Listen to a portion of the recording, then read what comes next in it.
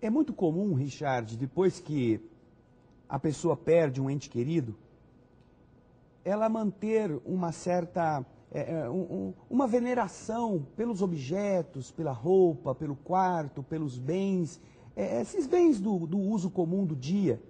E às vezes ela faz isso achando que será bom, vai ser agradável, se ela se desfizer de imediato, isso vai ser uma demonstração de descaso. Como que a doutrina espírita pode orientar esse respeito? Nós não temos uma orientação específica na codificação dizendo você faça assim ou faça aquilo.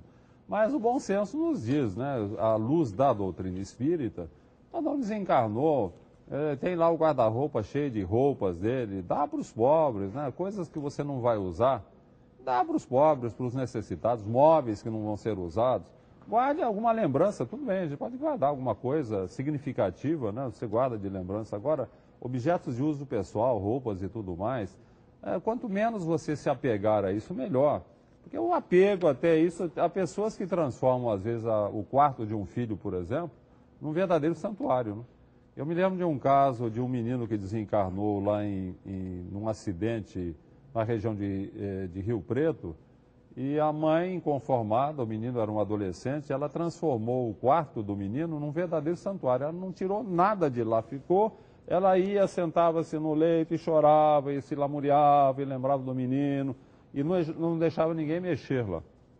Um dia ela vai a Uberaba, recebe uma manifestação do menino através do Chico, e o menino fala para ela que tinha chegado a hora dele, ele tinha que passar por aquilo, fazia parte de um processo kármico, ele tinha sido muito bem amparado pelos avós desencarnados, só que o problema dele, ele falava para a mãe, o meu problema é a senhora, que a senhora vai lá no quarto, fica se lamuriando, fica lembrando de como eu morri, eu me sinto morrer de novo, isso me perturba muito. Então, mamãe, a senhora pegue tudo que está no quarto, dê para os pobres, não transforme aquilo num santuário. Eu continuo vivo, estou no mundo espiritual, vivo muito bem, meu único problema é quando a senhora começa a imaginar como eu morri, lembrar de tudo, eu me sinto morrer de novo. Então, é por aí, né? Você tem que... Dê o que não vai ser usado, dê para os pobres, para os necessitados, guarde algum objeto mais significativo e não faça esse santuário que as pessoas fazem dos objetos de uso pessoal daquele que desencarnou. Agora, o chorar, o sentir saudade, isso faz parte da natureza humana, Claro. Não há problema nisso, não é? Claro, eu acho que você tem todo o direito de chorar. Chorar é uma coisa boa, alivia o coração, Isso. né? Mas tem que ser um choro sem mágoa, sem rancor, sem ressentimento, sem questionamento principalmente, porque as pessoas choram e questionam, né? Não pode, não questione. Já aconteceu, devia ser assim o assado, não devia ter viajado, devia ter acontecido assim. Não, já aconteceu, você está lidando com coisas que aconteceram. Não dá para você questionar e imaginar que poderia ser diferente. Então você tem o direito de chorar, de sentir saudade. Eu acho que saudade é uma coisa maravilhosa, porque a saudade indica que você ama a pessoa. E o amor nos realiza como filhos de Deus.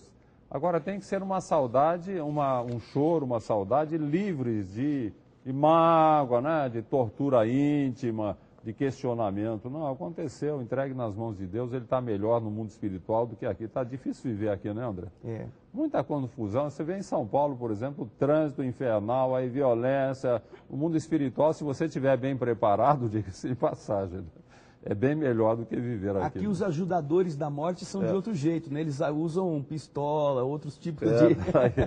Aí complica.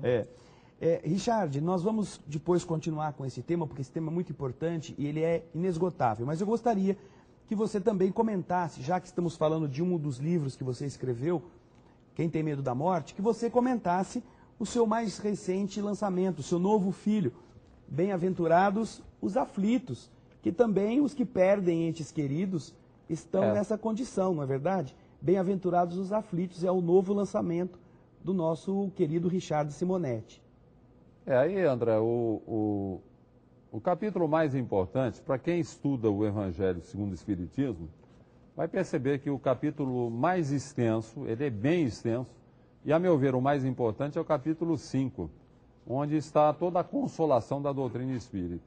Então, o Consolador, que é o Espiritismo, está bem resumido ali no capítulo 5, com a abordagem feita por Kardec de vários aspectos, perda de entes queridos, causas atuais das aflições, causas anteriores das aflições, o problema do suicídio, da loucura.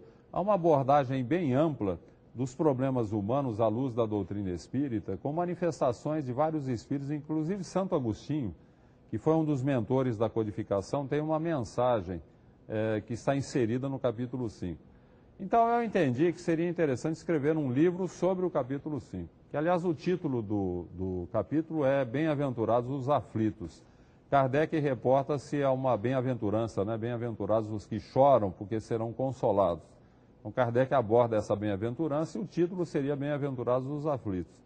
E eu escrevi um livro desenvolvendo esse capítulo 5 e contextualizando também, né? Trazendo para o nosso tempo, abordando à luz daquilo que se conhece hoje a respeito do assunto, procurando fazer sempre uma abordagem descontraída, né? Uma abordagem bem-humorada. Quem está habituado à minha literatura sabe, eu tento fazer uma linguagem, apresentar uma linguagem ao mesmo tempo clara, objetiva, que não implique em dificuldade de entendimento, mas bem-humorada também, né? Eu acho que se você consegue encarar as coisas de uma forma bem-humorada e escrever de uma forma bem-humorada, o próprio leitor vai achar a leitura mais agradável, né? Eu enveredei muito por aí, procurando fazer sempre uma literatura bem clara.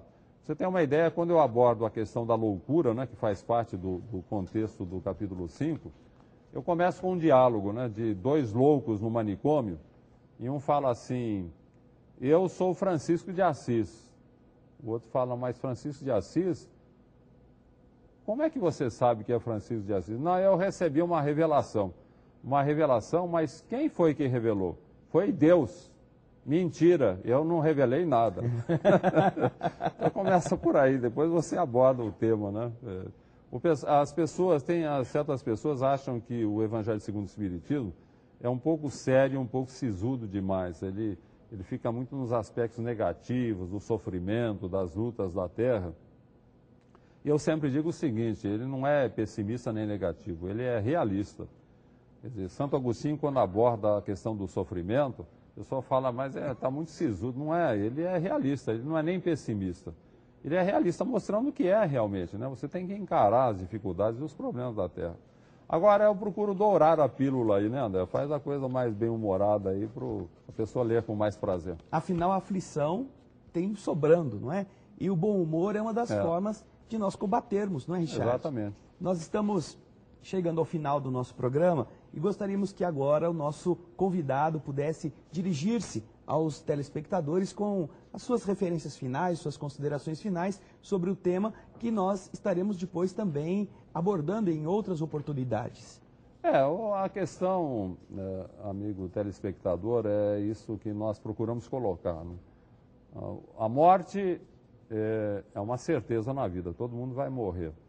O problema é que nós, geralmente, deixamos a nossa morte, ou a morte de um familiar, para um futuro distante, como se fosse alguma coisa que não devesse acontecer nunca em toda a vida. Por isso a morte costuma apanhar as pessoas desprevenidas, por isso tanta gente se desajusta ante a possibilidade da morte própria ou a morte de um familiar. Então, como é que nós podemos contornar isso, superar isso? É encarar a morte de frente. É imaginar que um dia nós vamos partir mesmo, e estarmos preparados, né? Aquilo que eu falei é viver cada dia como se fosse o último. Ter consciência de que a nossa pátria está no mundo espiritual. A Terra pode ser para nós um hospital, uma prisão, um albergue, pode ser uma escola, depende de como estamos vivendo aqui.